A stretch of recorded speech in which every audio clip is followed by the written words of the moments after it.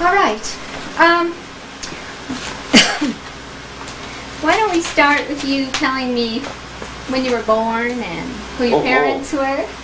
Oh, God, I was born in 1915. Oh, same year my mom. And what else did you want to know? You were born in Crested Butte?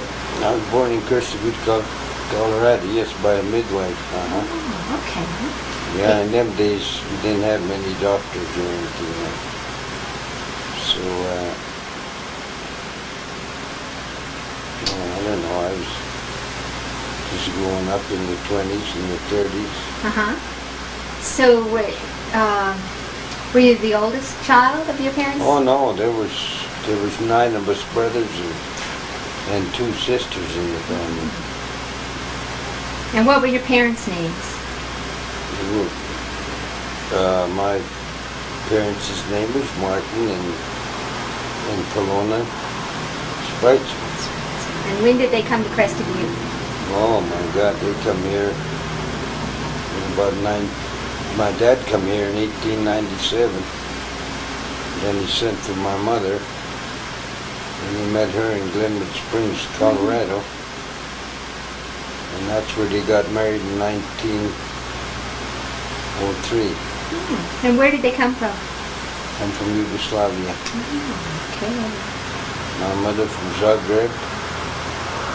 My dad from a small town out of Zagreb. Yeah, it must be upsetting for you to see Yugoslavia today, huh? Oh, God, yes. No, isn't that I terrible? don't like to see it because I probably have a lot of relations over there that's dying, probably, the kids and everything up there. That's my first cousins and stuff over there now. So why did they come to Crested Butte? Oh, I don't know. My dad immigrated over here because he was just like everybody else. He thought he was going to find a pot of gold and go back. You know, all of that was the belief of coming to live in America, and then you make, and then when he got to America, he could never get enough money to go back, so they stayed here. Did your dad work in the mines? In the coal mines, yeah. What mine did he work in? In the big mine, like a C-for-9. Yeah. And what about you? Did you work in the mines? Oh, I used to work around the mines and everything. I used to do odds and ends. I tried every job there is.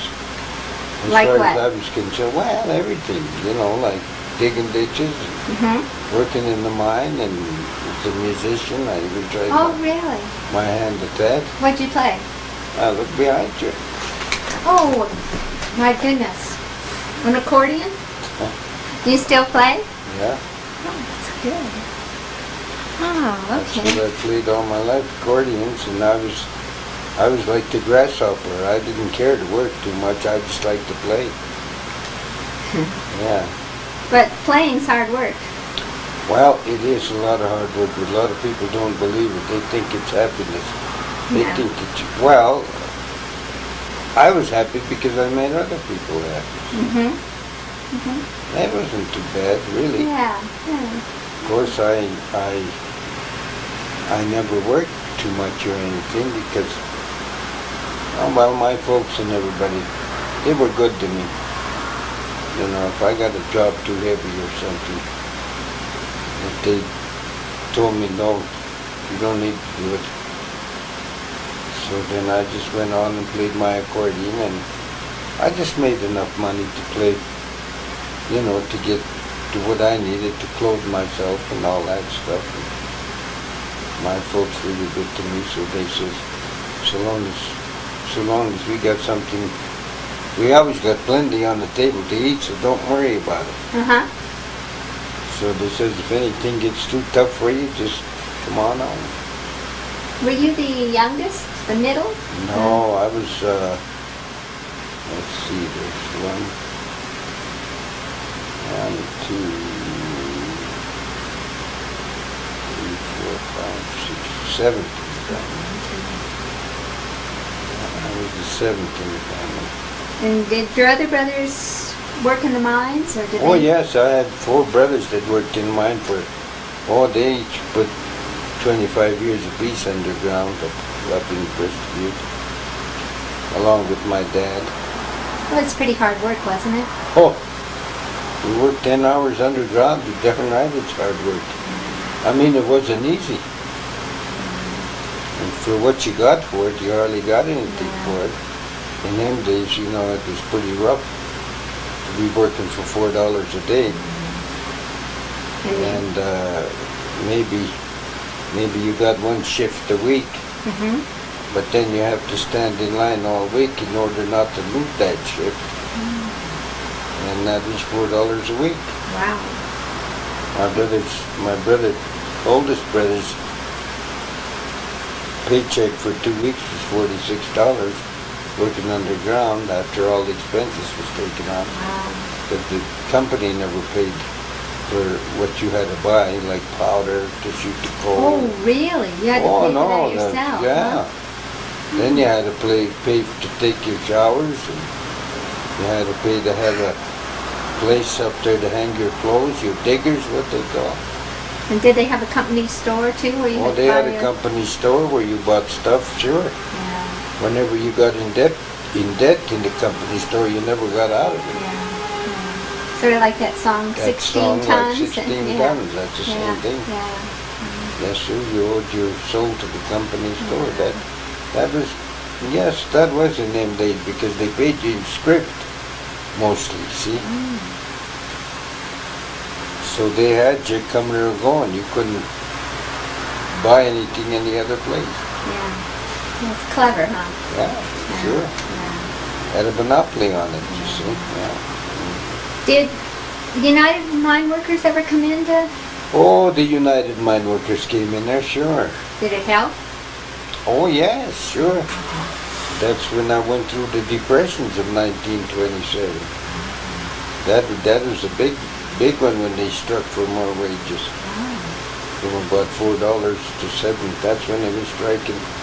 That big strike they had in 1927 was the one that was a very big. It lasted for about a year. Oh, really? And they struck for $7.75 is what they wanted a day. That was for company men. How did people survive for that year? Well, they helped one another. And all of the people that we had in Crestview were people that helped one another. And all the grocery people that had the grocery stores and everything, they give us our families credit so that they could live.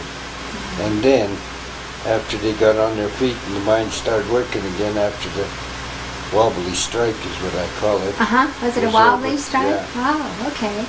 Industrial workers of the world. Yeah, wobbly. And so I can remember still yet when Gunnison used to send up canned goods and everything on there not to be sold. They give us that old dried up oranges and everything what the grocery stores couldn't sell. Yeah.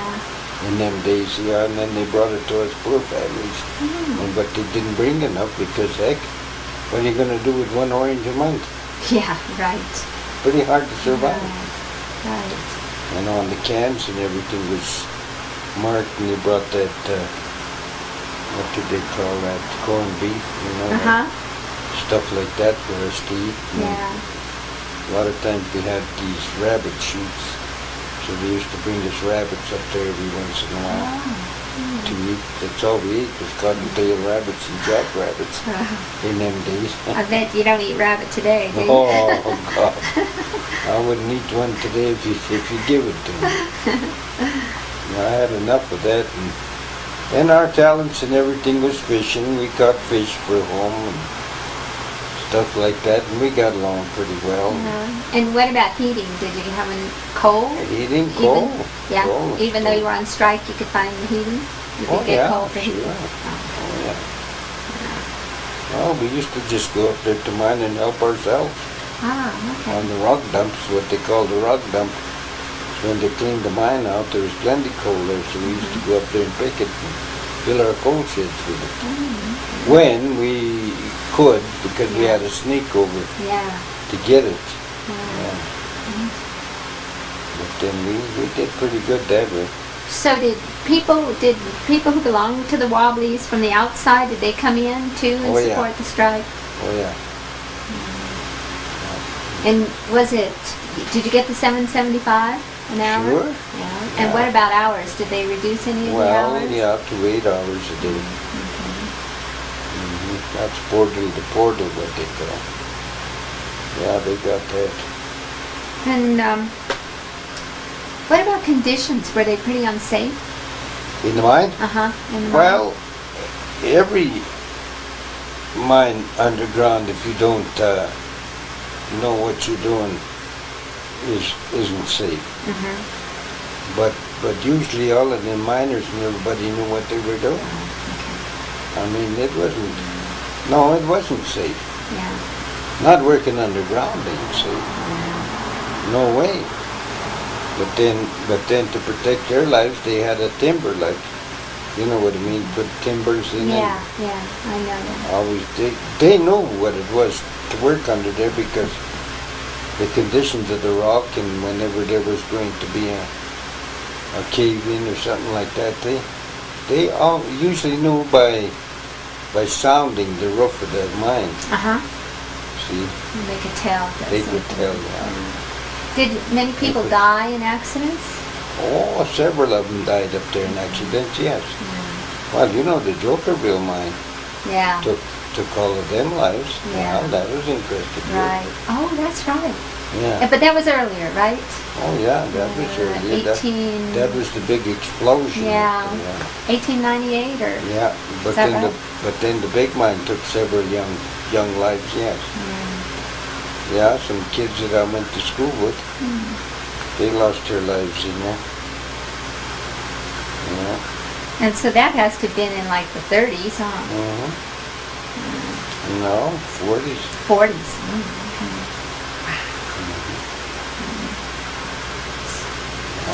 So, when you were growing up in Crested Butte, what was it like when you were a kid in Crested Butte? It's beautiful. Yeah. How was it beautiful? Well, in every way. Everybody was good to you. Uh-huh. Everybody was friendly. And you didn't have to worry about no crimes. You didn't have to worry about violence. You didn't have to worry about anything like that because we were one big community that helped one another. Now, about 15 years ago, I talked with Ben Snyder, and he told me a little bit about the Ku Klux Klan, when the Ku Klux Klan came to Crested Oh, they were Butte. up there, yeah. Against Catholics, right? I guess they were against Catholics. Yeah. They burned the cross. Yeah. Yeah. Do you remember them? Sure, being I active up remember there? seeing them up there burning it. You bet I do. Okay. You bet. Yeah, heck yes, I even helped drag the cross down and put it out. Oh, Yeah. okay. Up there when they burned it down Big Mine Hill and on Chocolate Peak. Yeah. What we call above Crested Butte up there. Yes, they did that. Yeah. Where were those people from? I don't know. Around, they lived around Crested Butte. Probably Gunnison. I don't Uh-huh. know. I really don't know. I think Ben For said he sure, thought because one of them was like the mine superintendent's son or something like that. I can't say because I don't know. Yeah. I really don't know. But wasn't that Because pretty they were all- scary to have them do Well, that? sure, it's scary. You didn't know what they were going to do. Yeah, they weren't people that should. Well, mostly they was against the scabs. I mean, against the union men. See, all of them were the scab people that scabbed at the mine. See, and they didn't. I don't know. They were. They were mine people. They weren't union people at all. Yeah. They were strike breakers, what they call strike breakers. Oh, wait. And most of the miners were Slavs but most of the Union and Italians, and Italians. Yugoslavians, Italians, and Spanish, and some Welsh, and English. So who? Well, it was a mix-up of people that come from all over. Uh-huh. Most of them from England come in there. Oh, okay. So who were the scabs? Well, I mean, what groups? You don't have to name names. The groups were the ones that didn't want higher wages. Oh, I ain't naming nobody because of that. No, I didn't want you to name anybody. I just meant what. Well, the group was the people that didn't want the wages. And they were from Crescent View. They were company men. I don't know if they were from Crescent View. Okay. I guess they come in from all over, like Ludlow and Walsenburg and all of them coal mining towns around Crescent View. They were all on strike, you know. Yeah. At that time. So they just sent people in. Sent people all over. I mean, to break the strike, or, you know, and stuff like that. Yeah. So I don't know. It was growing up in them days was something else. Was there violence because of the strike? No, we never did have no violence. Well, at times it kind of looked like there was, but no. Like, of course, when they burn a cross, that's Well, sort of violent. I mean, it's certainly. that was up to the Ku Klux. That Yeah. I don't know if that had anything to do with it. Yeah. Well, you know, I don't think it had anything to do with the mining. Oh, okay. They were just people up there that did that. I don't know what for. Because everybody was, well, they were all friendly up there. Everybody did know each other, but then I don't know why they would do that. Yeah.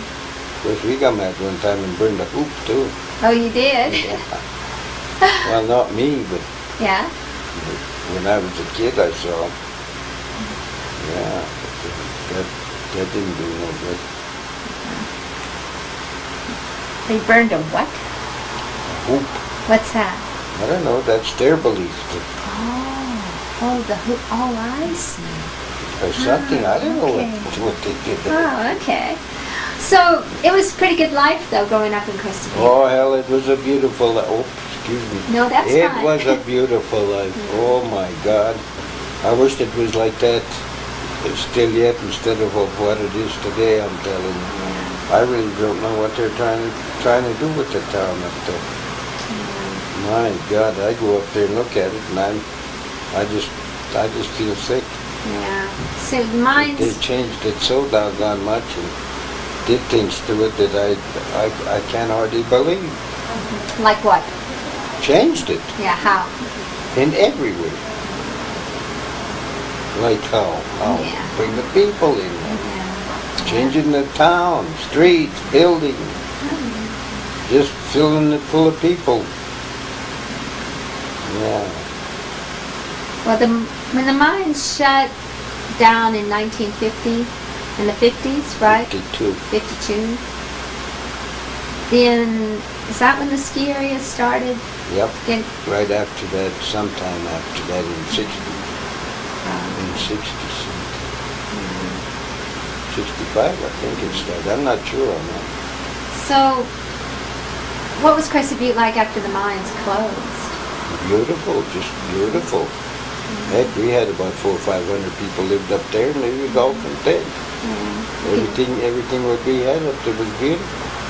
Everybody that could live up there lived up there and found jobs, like in Gunnison, and doing carpenter work and all that all over and everything. And the ones that couldn't stay there, of course, they had to sell their houses for nothing practically, which today they're getting about $195,000 for the house that my brother sold for $900. Is that right? Yeah, that's right.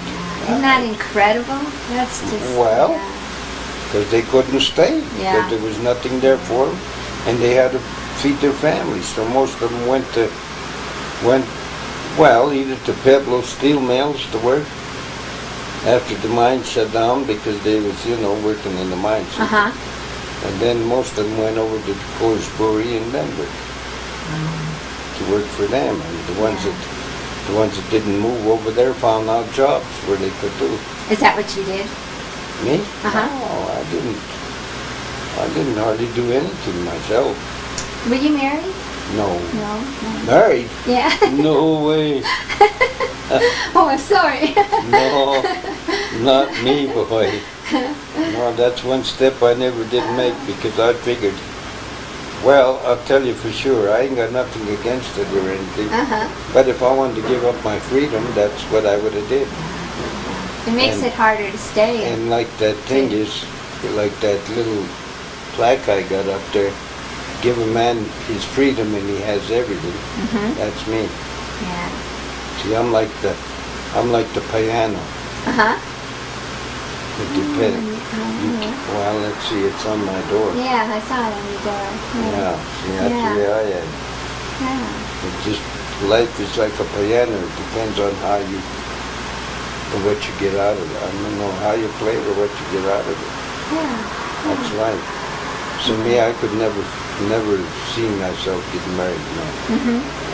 So you were able to stay in Crested Butte, though, when your brothers had to leave? Well, sure.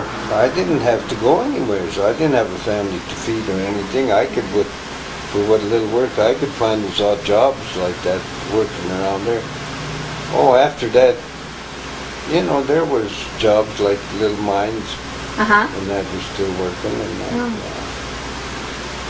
of course, I fiddled around and did a lot of survey work and all kinds of things I did in life.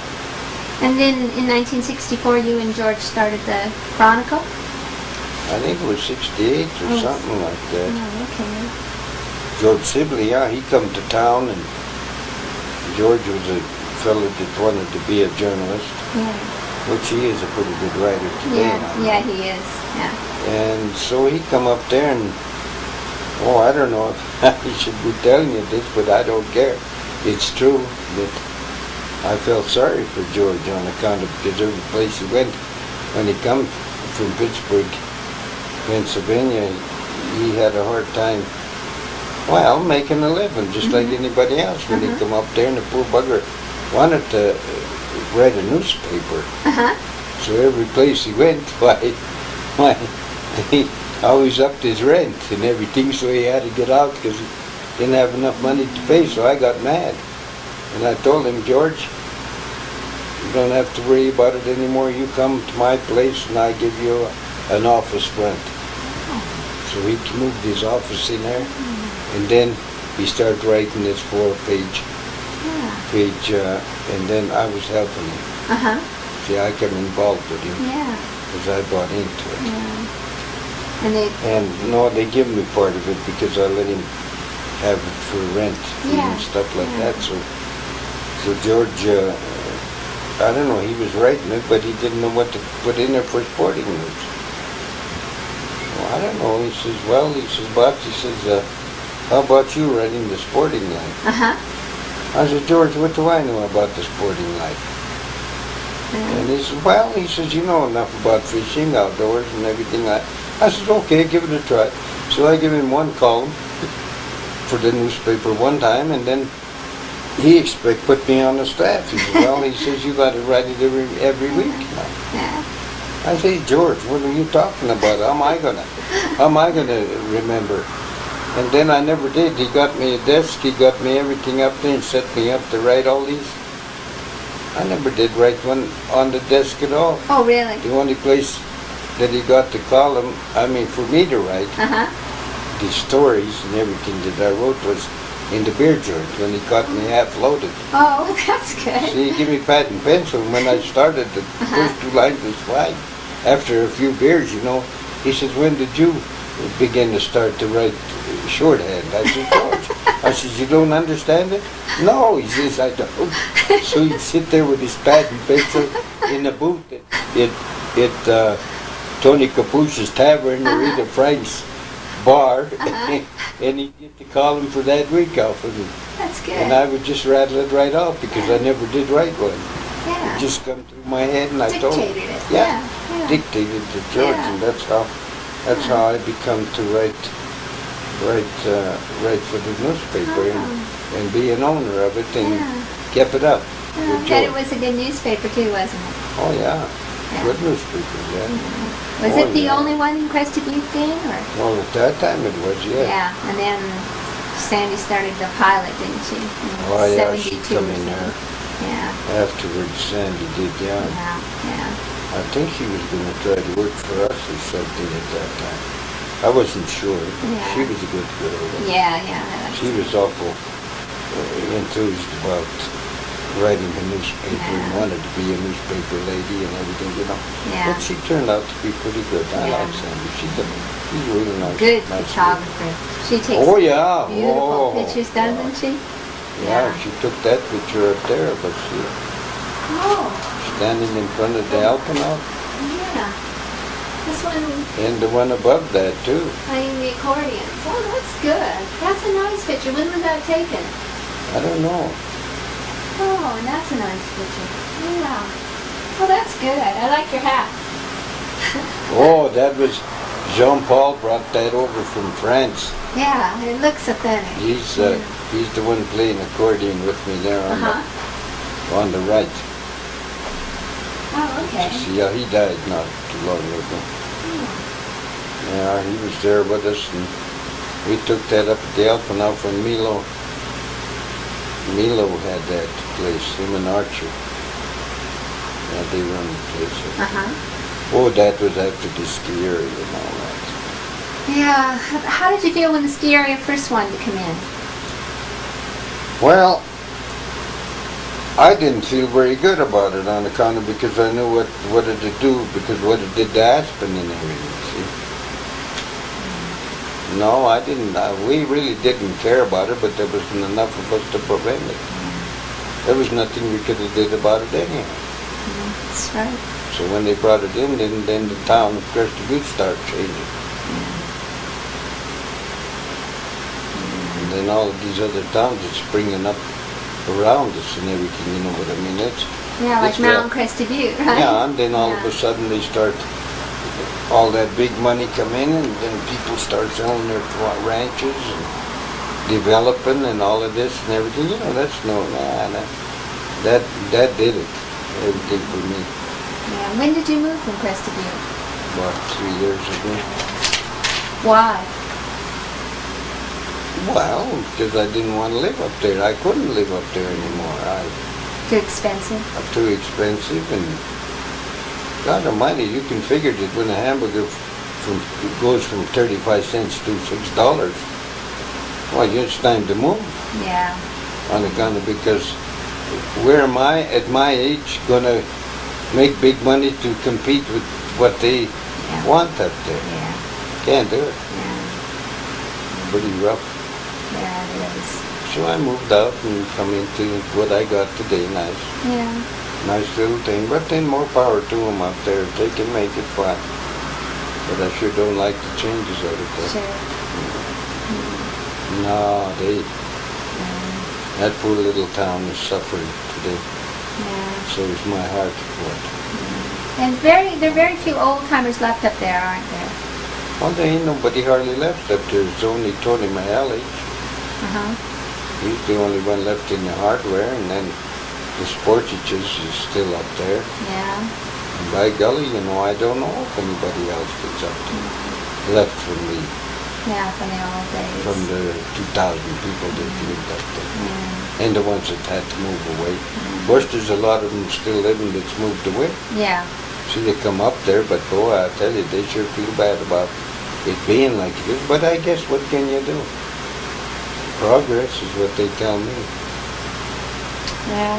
The only thing that I don't like is a lot of people come and go. See, they come up there long enough to change it, then they leave. Yeah. And then when they made that little plaque up there, leave Crested Butte as you found it. Now that, oh man, I don't know whoever. Every time I see that in somebody's place, I say, boy. No, you can't do it, can you? No. Can't go back to. No. Yeah. But more power to them up there. I hope that everything comes out all right. Of course, it hurts me to see it the way it is. You know what I mean? I gotta be truthful. I don't like it. Yeah. Do you? No. Can you still go up there and go fishing and stuff? Or is Not anymore, like I used to, because every place that I go, it says keep out. Oh, good. Keep out. Yeah. I Keep out. I just hate to see that sign. Well. I just hate to see it. What are you gonna do? Nothing. I hate to see it when they put fences up along the river. It makes me see red. Well, I tell you, these new people that come in here, they buy it and then they fence me out. And I they think can't. they own it. I know. You think they own Oh, the they do river. own it. I know. But how can they own a river? I don't know. That's something that I could never believe in my life, that somebody could buy a piece of river I and know. own it I know. and keep you out of it. I know. All of the places that I used to go fishing and everything, I'm afraid to go in anymore. Yeah. Of course, people, most of them don't know me anymore.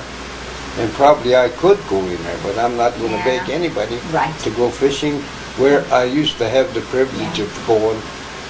And when they take my fishing, my mountains and everything away from me, I'm not begging nobody Yeah. to go on their place. No, I don't blame you. It's- Because it's bad. I mean, I. I can't see it today. Yeah. Mm-mm. Do you think it would have been different if Amex had come in? Oh yes, I wish they would have. How do you think it'd be different? Well, mining could have come back again, and miners are a different bunch of people than people think, and they're not criminals like a lot of people talk that they are. They're not, because they're good people. They work hard. Right. They're awful hard-working people for their families. Yeah. I mean, they work. They don't loaf around Yeah. and ride bicycles all day like they do today. Well, that's true. See what I mean? It's Yeah. they no. No, to be truthful with you, of course, I might hurt a lot of people's feelings and everything, but I can't help it. I sure wish in the heck mining would come back.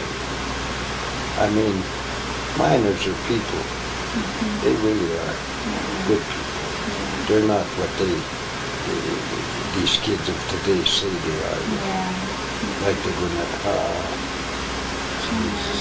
And you know, no. A miner's a miner. He works hard for what he gets to feed his family. And he has a good time, but he does it in a good way. Yeah. Yeah. Yeah. And When plus, if you have a ski resort, it attracts. well, rich from all people. over the world. Crystal Butte's own. Yes. They put it so that everybody in the world, even in Europe, knows about Yeah. Crystal Butte. Right. Why did they do that to a little bitty town like it is? You know what I mean? They could have advertised it and had a nice little ski area and Yeah. everything up there, but my God, Yeah.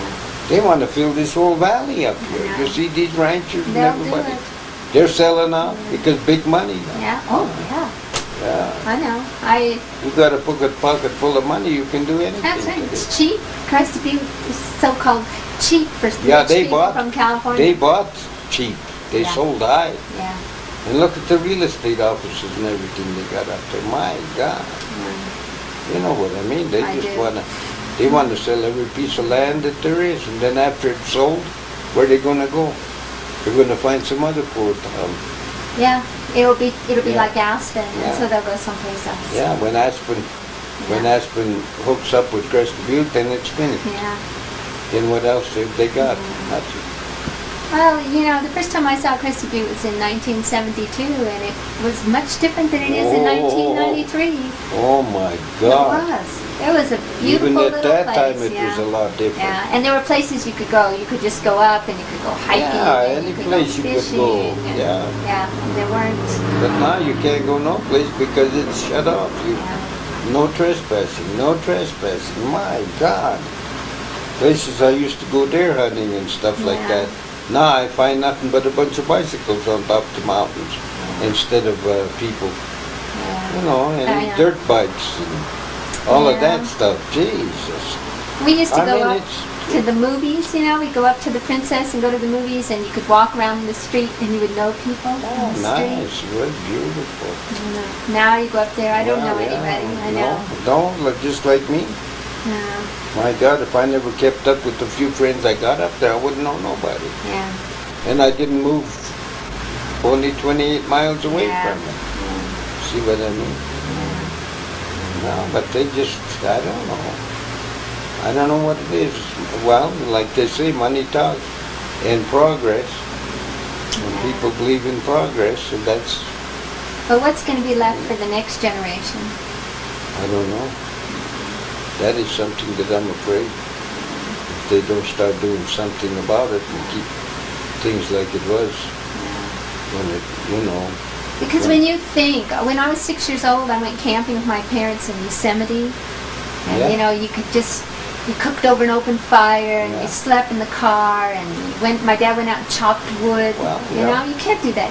Today, it's all asphalt. Nah, you see that picture up there, sitting on that TV? It's Yeah. the last time I chopped my Oh firewood. my goodness. That's the last firewood I chopped in Crested Butte, Colorado. Wow, when was this? That was in about 5 years ago. My goodness. I had to chop my winter wood there, see? Yeah. Yeah, where did you live in Crested Butte? I lived up there where the athletic club is, you know, that big right. house that Yeah, they worked over. yeah. Is that what, that was your house? That's huh? the Spritzer house. Yeah. Oh. I was born across the street where the paperclip is, Oh. but then they tore it down. I moved Yeah. from the paperclip house where I was born into this big house Uh-huh. when I was a kid, so I lived there for 68 Oh years. my goodness. And And then you had to leave it. well, I had to sell it and get out of there because there's nothing I could do about Yeah. it. People come up there and offered me a pretty good price, and then something I figured, well, what can I do? Right. Eventually I'm going to have to sell. Right. So I figured, well, you just as well sell it for the price that he offered you. Take it and go and get yourself a nice little place in Gunnison or someplace and try to live off of it. And as soon as I did that, why, I got sick, and there goes my money. That's when you got cancer. Well, no, let's don't put that in. Okay. Let's strike all Okay. that out. Strike that. Oh, and on the box. Yeah, I can do that too, can I? Yeah, because that part I don't want. You know, I don't like to advertise that I have it or something like that because I think it's pretty well taken care of now. You know what I Oh, mean? good. Yeah.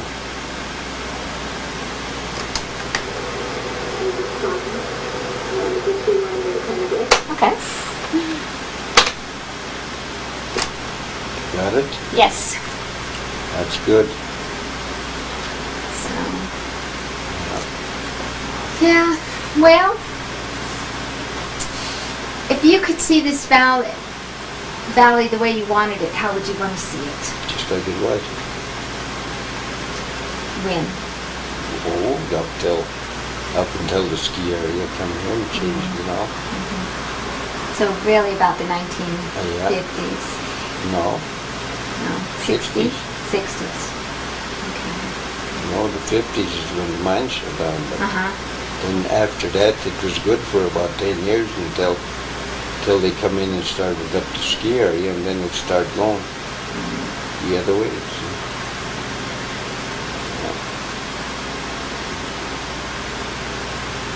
Then it come big time. Yeah. It'll be another Aspen, kid. Yeah, it is. Not already. They are, and they promised us it wouldn't be another Aspen. Oh, how are they going to keep up from it with all these people coming in there? Yeah. Everybody's interested in buying the ski areas and everything. Yeah. You know, people Yeah. from other countries and everything. Yeah. How are you going to keep it from becoming another Yeah. Aspen? They done roomed it. They advertised it all over the country. It was too beautiful a place, I guess. Well, it's Yeah. a nice, beautiful place, Yeah. but then look what they're putting up there. Yeah. All those hotels and condos and everything up there, they look like hell against my mountains up there. Yeah. The ones that I used to roam around in and go hunting my deer and my grouse and fishing and everything. Oh, God almighty. Kid, it's really something different. You know what I mean? I don't know. I don't mind people bettering themselves and everything, but God, you know, money's a ruination of everything. Somebody with a pocket full of money, then they come and do what they want to do. Yeah. Get off my back porch, kid. I own this. And they never know what they're losing by doing that. They never know what was there. They Yeah. no, because most of them don't care. Anyhow, Yeah. I don't think they do. I may be wrong, but Yeah, I don't think you're they do. right. On account of, because if they did, they take better care of it. Mhm. See what I mean? It's money talk. Yeah. Yeah, heck yeah. They come up and buy a piece of property, then a fella like me, when I used to go there nice and fish and everything, I know, I go there to go fishing. Mhm. I turn around, they open the gate here, it says, no trespassing, you will be prosecuted. Yeah. And they do. Ah. They call. I used to I cover know the it. sheriff. They do call the sheriff. I know it. Yeah, you go. Yeah. You're arrested right away as soon as you step your foot on their property. Are you the only member of your family still in Gunnison County? No, I have a brother Emil here. He's here. In Crescent Butte or in Gunnison? Gunnison. He lives here in Gunnison. Oh, okay. Oh, Emil Spritzer is my brother. Oh, okay. Oh, he lives here. And when did your parents die? Oh God, I don't know right offhand. Right now, I don't know right offhand when they died. But they lived in Crescent Butte all. Oh yeah, Until they died, They right? lived for They died. 67 years here in the Preston. Well, you figure from 1903, huh? Then how long is that? That's 1970.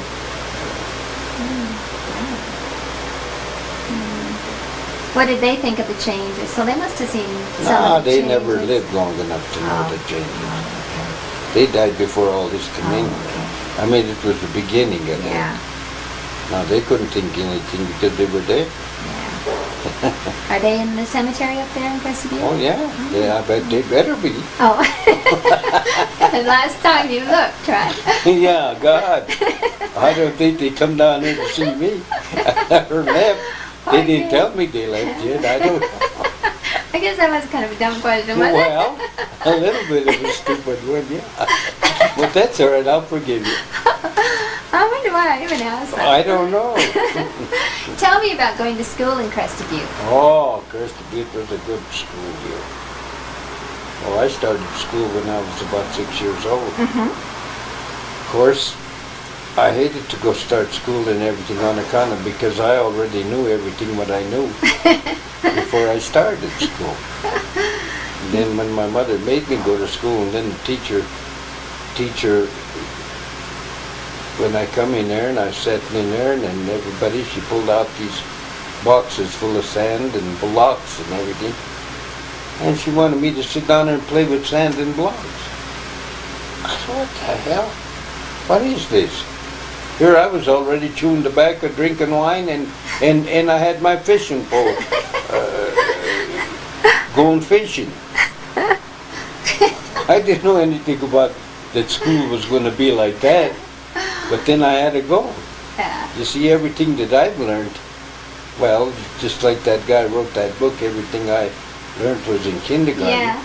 Well, I did the same thing. Well, I really did. I knew everything before I even went to kindergarten school. So I went to school for quite a while. I guess it took me 12 years to make 6th grade because I never cared for it, but I had to go. Yeah, when I quit school, I voted for President of the United States. Is that right? When I was 21 years old when I quit school. Of Crested Butte because I didn't care nothing about going to school.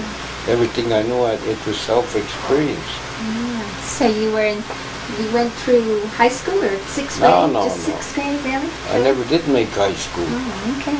No, I passed from high first to low first, and then from low first to high first. And I was too dumb because I was thinking of the outdoors all the time. So they put me back. See, and I lost all them years. And then if the teacher had a 4-year contract, I was there too. If I liked her, I just stayed in that room. I didn't want to leave. Oh. No, this is a true story, I'm telling you. It's not I'm making this up, I'm not, because that's the way I lived my life. And then usually I was always playing music and stuff. And did you play music in the taverns and? All the time in the taverns. That was the only place. The dance halls and taverns. Yeah. Once you put this good down, I don't want nobody to give me hell over it. Hello. Nobody cares, do they? Oh, I don't know about people anymore. Yeah. I think play music in the taverns and dance halls, that's important. Yeah. Church was important. Yeah. I was the only musician in Crested View Is that right? that did that, yeah. Well, others knew how to play, but they didn't have time because they had to work in the mines. See, when I had all my time off, I played music. Yeah. Me and my old friend Pittsburgh Sportage. Uh-huh. Yeah. Yeah, he was my tambourine player. Oh. Tambourine is a Yugoslavian instrument that he played Yeah, along like with. the one that goes like, it has the... No, no. No? Different, huh? What's it like? It was like, it's a four-string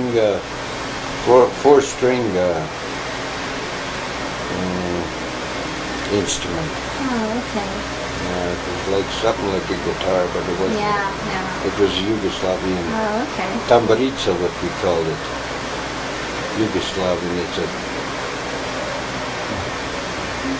So you'd play the accordion and he'd play the tambourine Yeah. and people would dance and... Oh, did they dance? They had nothing else to do but dance. Was this every night or just on the weekends? Yeah, heck, I don't know. Whenever we felt like doing it. It didn't make no difference.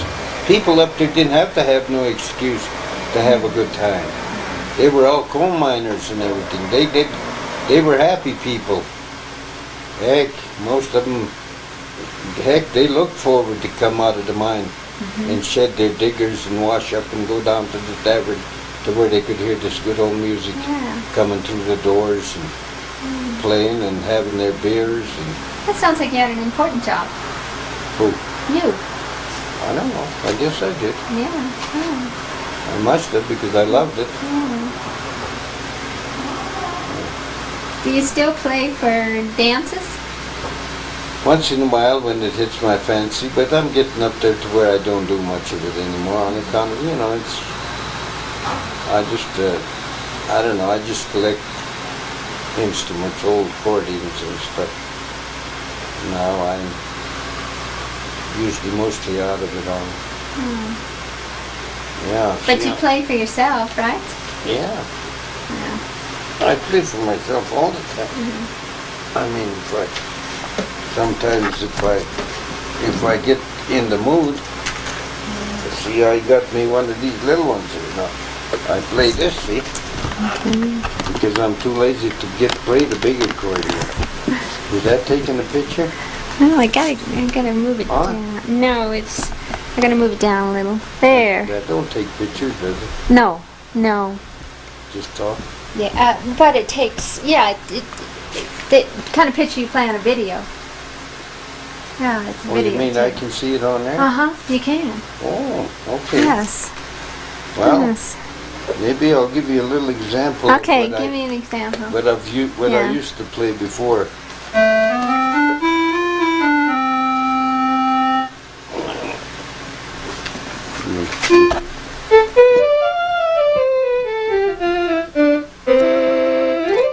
This used to be my mother's favorite.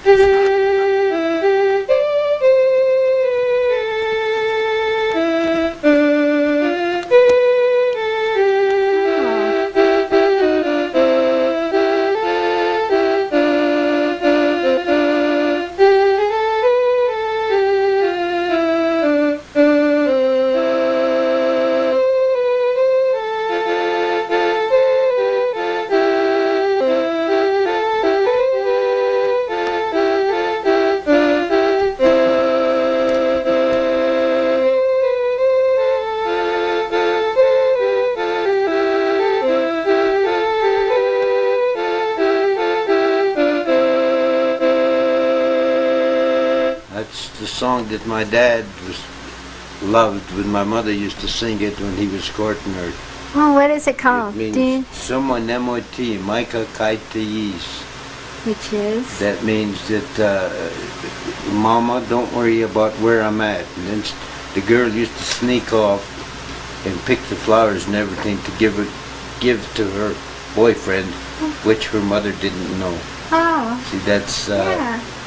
That's a beautiful that's song. translated from Someone MOT, Micah Kaitayis. From, I ona sama danes na mama, rožice brale drago modala. She used to sneak out to pick the Yeah. flowers in the garden Yeah. and give them to her boyfriend so Yeah. her mother would know nothing about it. yeah. And they was courting. Things never change, do they? that was my favorite, Yeah. my mother's favorite Yeah, tune. that's a nice tune. Yeah, and then my dad used to have a big orchestra in Costa Rica. He used to play for all of the polkas during the 30s, 20s and 30s. Can you play polka on that? I guess. Oh yeah, you can.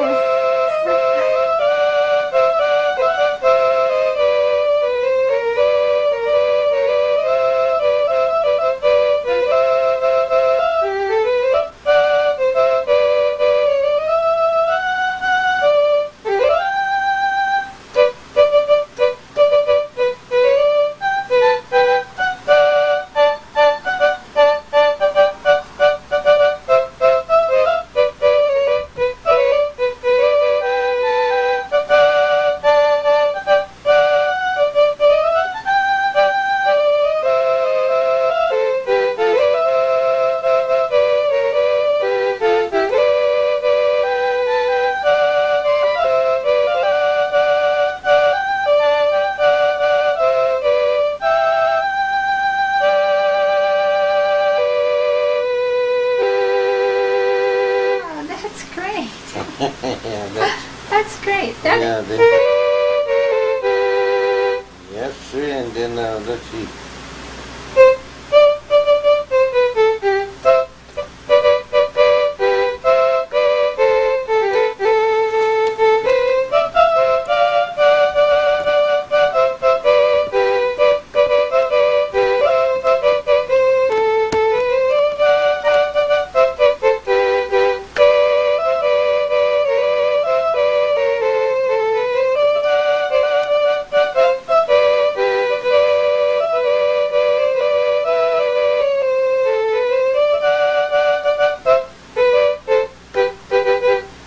that's great. Yeah. Yeah, that's a nice. I think that's a nice way to end. What do you think? Should we end it there? Any way you want, I don't care. Well, is there something I should have It's- asked you it's a that I good- forgot to ask you? Who, me? No, there's nothing you can ask.